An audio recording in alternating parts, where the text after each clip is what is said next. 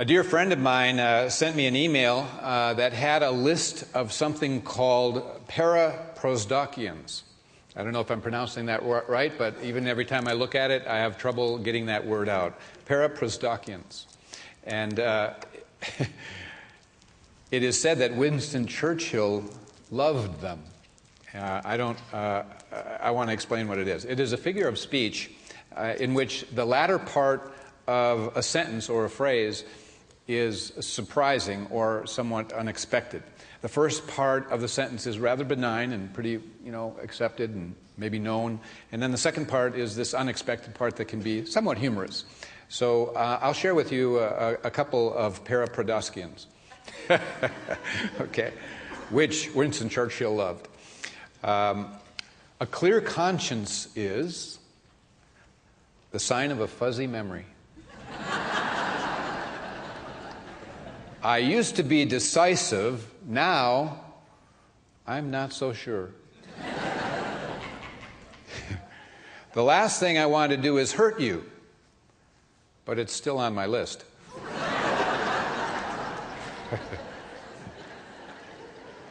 Women will never be equal to men until they walk down the street with a bald head and a beer gut and still think they're sexy.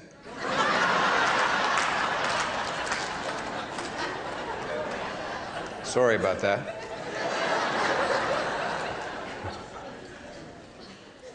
Where there is a will, I want to be in it. Along that same one, where there's a will, there's relatives. Going to church doesn't make you a Christian any more than standing in a garage makes you a car. That's enough.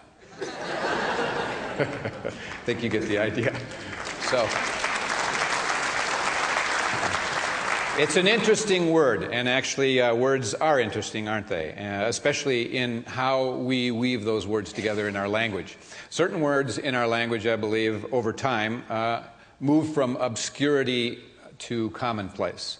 And an example of that in the field of religion, at least, as I've found, is the word consciousness. Back in the 1960s and 1970s, really the word consciousness was not used very often, and it was just in little pockets of consciousness growth groups and things like that. And now it's used rather extensively and very commonly everywhere. That term, consciousness, is pretty well used. Certain words in our language over time have not only moved from obscurity to commonplace, but from sort of condemnation or rejection to acceptance. And again, from the field of religion, I come to a word that, in my own experience, it seems like was not all that accepted in earlier years and now has become. And that word actually is meditation. It was somewhat not received in the West in religion because sometimes there is a resistance to terms or aspects of religion from the East on into the West. And so meditation was a term that wasn't really well accepted in the 1960s and 1970s. Well, in the 70s is when I became a young minister, and I remember that some of the feedback and pushback I got about the word meditation was that it was the work of the devil. And so it was a term, even though in the Bible, and it was somehow carried an Eastern tone for people. And it just, again, shows you that the human tendency is to sometimes condemn what we don't understand or is different or is unfamiliar to us at the time. Of course, meditation now is very much accepted, everyone, by all people, and yet, although it's accepted, it's not necessarily understood by everyone either in terms of the impact, the meaning, and what it involves. But when you think about Jesus, and his teachings, and that they were delivered well before many of these terms that we use today, and actually well before the existence of such things as psychology. That word didn't even exist, really. Aspects of science, advances that we've made in technology, quantum physics. These are all terms and areas that just weren't there available to the people for him to talk about. Yet, undoubtedly, he understood the science that was beneath all of those things that we have discovered today in terms. And so he had to find other ways really to teach and convey many of these things. I believe that if Jesus were here today on the planet, walking the earth and teaching, that he would probably, I believe, be using these words like consciousness, ego, the unconscious, energies, vibrations, frequencies, mindfulness, resonance, and others I'm sure that you can think of that help to explain and clarify spiritual laws and principles and teachings. Today, what I'd like to talk to you about is really something called resonance. Resonance. And it's a word that is used a bit more in spiritual teachings and the spiritual realm, and it's been used in other ways as well. Jesus taught the importance of resonance, although he didn't use that word. That word wasn't, really available. And I'll give you some examples in a bit as to how he used and really taught that. But first, I'd like to explain, if I can, what we mean by resonance as best I can. It has to do, obviously, with vibration and the frequencies of vibration. It is most easily understood when considering things having to do with the vibration of sound waves, sound vibrations. If you take two guitars and they are tuned the same, and you lay them down side by side, and you pluck the A string of one of the guitars, and you will see that the A string on the other guitar alongside of it is also vibrating as well. And that is called sympathetic resonance. Okay? So you can think of an echo, which is basically sound waves that are bouncing back and forth across the walls of a canyon or some space that has a hard surface. In concert halls, as you know, the distance and shape of the structure plays an important role in design, and the desired result is what they call harmonic resonance. It is said that people who are not very good at singing sound much better in the shower. And that's because pure notes that they do emit in the shower cubicle are resonant, and that basically the less harmonious notes are dampened. Okay? So the point is, everything is vibrating. Everything is vibrating. And everything has a natural resonance, therefore, in its own vibration, a frequency at which it vibrates easily. And so in the case of like a shattering of a glass, the body of the glass has its own, unique resonance that it vibrates at. And if there is a force of another kind of vibration that comes along that is big enough and strong enough and forceful enough, it basically will break the glass and shatter it. So speaking spiritually along that line, every person basically is a vibrating mass of energy. You have to be, because all life is vibrating and pulsating with life. Everything is. A rock has energy that it is pulsating with. Whether we can see it or not, that is the case. And so we all create then our own vibrational field or frequency based on what it is that is dominant within the framework of our consciousness. And our consciousness, we're talking about what is dominant in terms of the thoughts we think, the ideas we hold, the beliefs that we have, the attitudes that we carry, the perspective and the outlook. Basically, we are vibrating at either frequencies that are more toward light or more towards a heaviness, a fragmentedness, a sense of darkness. Okay? So one way to think of it is that then from a spiritual perspective, in our analogy of the guitars, you can think of God as the guitar. It's always there. It's laying there beside you. And in a sense, you are another guitar.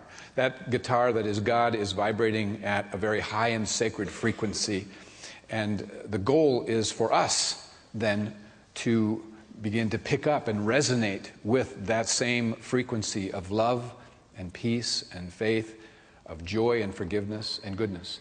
That frequency is always there with us. If we just become conscious of it, invite it, invoke it, call it in. We can be like the guitar that's next to it, be right aligned with it. That is there for us. So the point is we have to allow God and the vibrations of God to basically break and shatter the glass or the vibration or the frequency container that we have placed ourselves in or been living in. Many a person basically has their own little glass frequency that they are functioning from that needs to be shattered so that they can take into new levels, in a sense. There's a field of resonance that is our natural state as creations of God.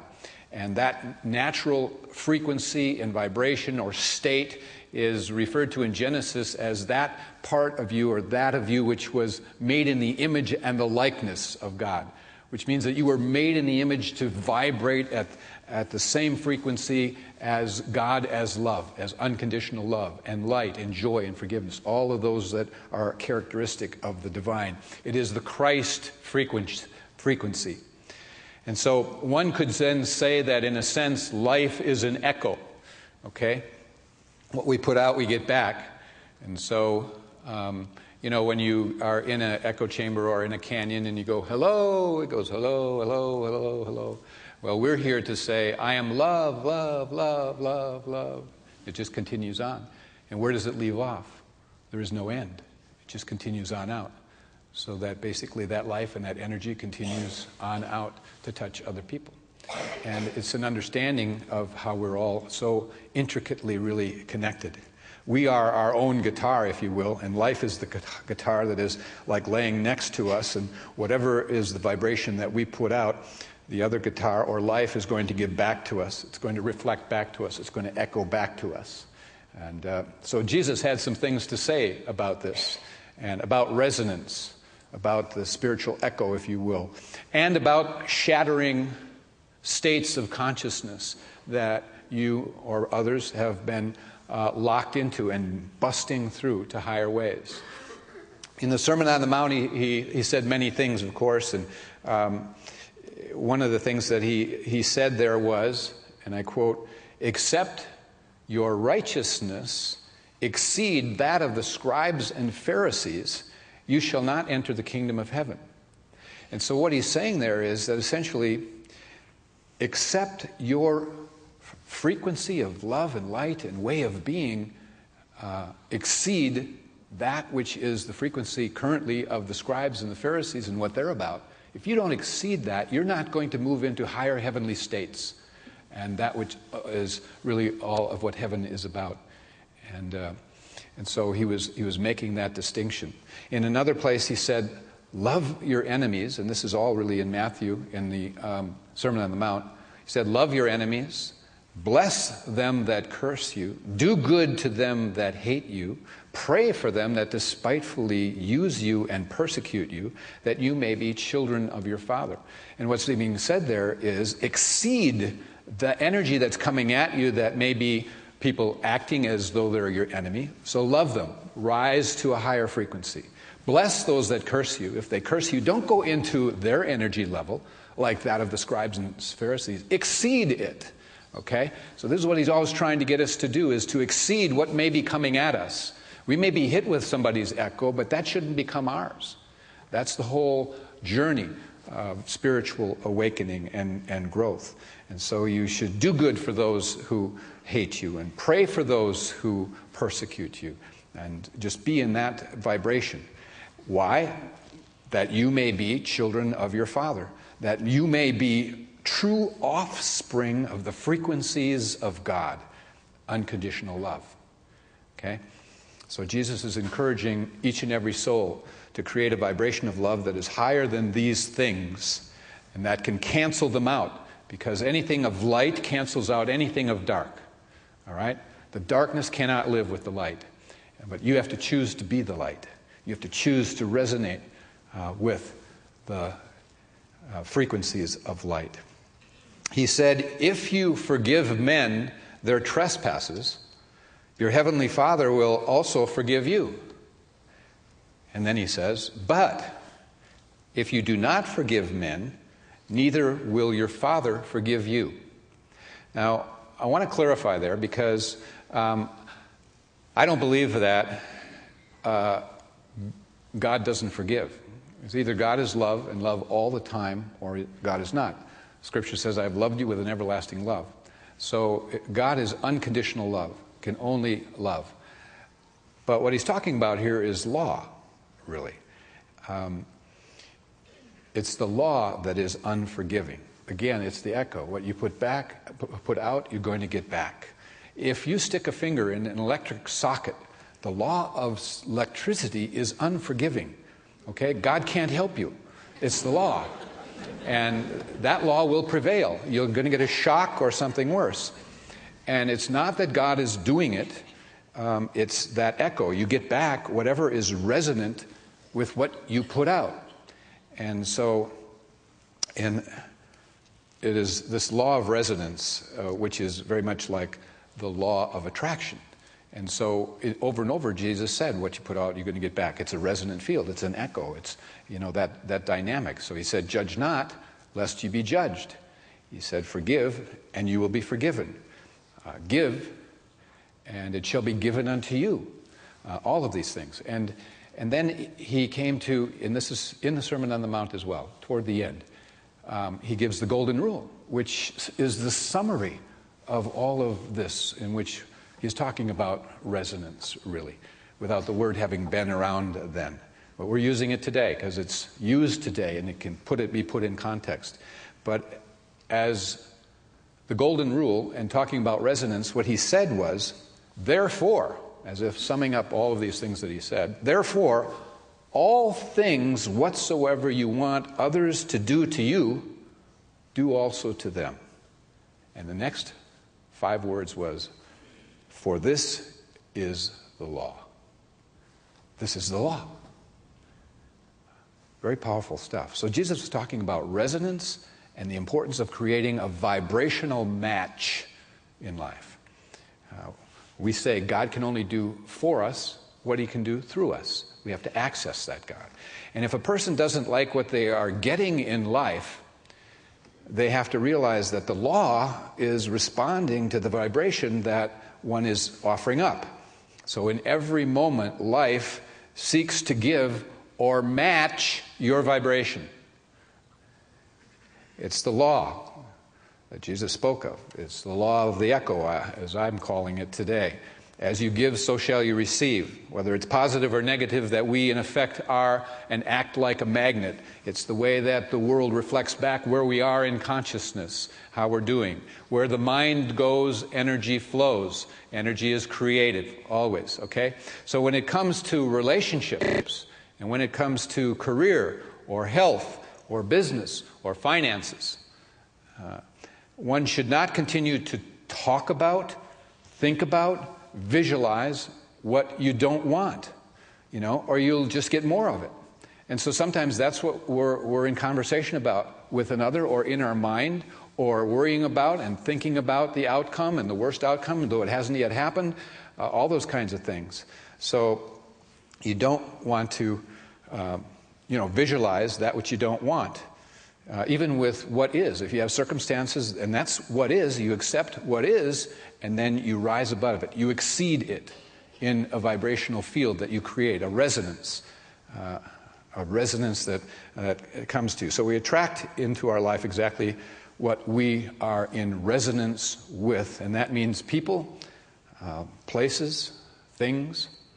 When a person goes to matchmakers.com, they aren't putting in what they don't want in a person.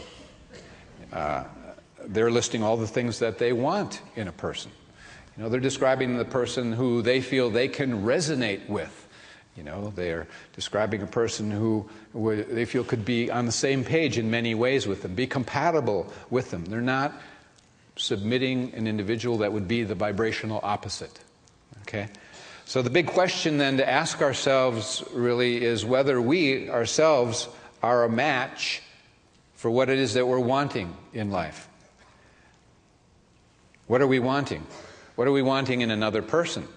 What are we wanting from another person or a significant other? Or it could be a friend, or it could be a relative, or it could be a coworker. Maybe things aren't going well with somebody. So what are we wanting? What are we putting out? You see? Are we a match for what we are wanting from them or wanting them to treat us in a particular way? Jesus again said, unless your righteousness exceed that of the other, the scribes and the Pharisees, you're not going to enter into higher heavenly states, which reflect love and light. So are we a vibrational match for what we are wanting to create in our lives? And I like to believe that one of the most certain ways to be happy in life is to simply, genuinely, authentically ask God to be in charge of our life. To develop that relationship where you are asking and inviting and invoking God to be in charge of your life and to be in charge of your heart as well. We want to resonate really with the heart of God. And love, of course, is the greatest power. Love can never take you into anything but the light. And so God is love, and God is the guitar of love that strums out a resonant field that brings people together in light. Now, you know, we've all met people in our lives that have strummed the heartstrings of love and taken us into them. People who've just somehow opened our hearts, and sometimes very quickly in a particular way. It might be somebody that was famous. It might be somebody just in our common life that we have met, and they just really made a difference. There are several people that come to mind for me in this regard. One is Og Mandino, whose name I've used before, but Og Mandino spoke around the country. He was an author, a best-selling author of a number of books, but his greatest, most well-known is the greatest salesman in the world. He was a very spiritual person. He wrote for Success magazine. When I met him for the first time, picked him up to come be a speaker here, he got off the at the airport, got into the car, and almost instantly he made me feel like he was an uncle that I just hadn't seen for a few weeks. He had a gift that was just like I've never forgotten. Made you just feel so loved, and it was such a sweet energy. There was almost like anything could have come out of his mouth, but there were wonderful things. But that energy, that resonant field that he created was amazing. Put his arm around me and Howard. He called, Howard like we were buddies, and talked and joked and we laughed instantly. Like that. Sincerely, he said, I'm so glad to be here. Thank you for inviting me. He was very humble and modest, and said, anything that I can do to support you in your ministry, just let me know, Howard. It was just really sweet and genuine.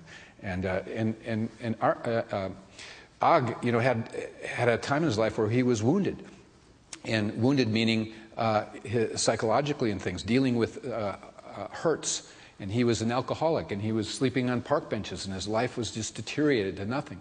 And he came out of that, really, and found it through a spiritual path and finding God. Another person that really spoke to me in that way was Norman Vincent Peale. And I had the good pleasure of having him speak 3 or 4 times, once in my first ministry and 3 or 4 times here at this ministry. And he and Ruth, the first time we met, they were like family. They just were asking so many questions about Diana and I, our family, our kids, where we grew up, just everything. There was such a sincere and earnest desire to really know us, and they shared themselves so openly. It just felt like, again, family, and they had that knack. The third one I want to mention is the Dalai Lama. The Dalai Lama I had the good fortune of, through my association with the Association for Global New Thought, which I was blessed to be one of the founding founders of. And we were asked by His Holiness the Dalai Lama and his people to facilitate something called the Synthesis Dialogues. And so the first one was in India, the next 2 were in Italy.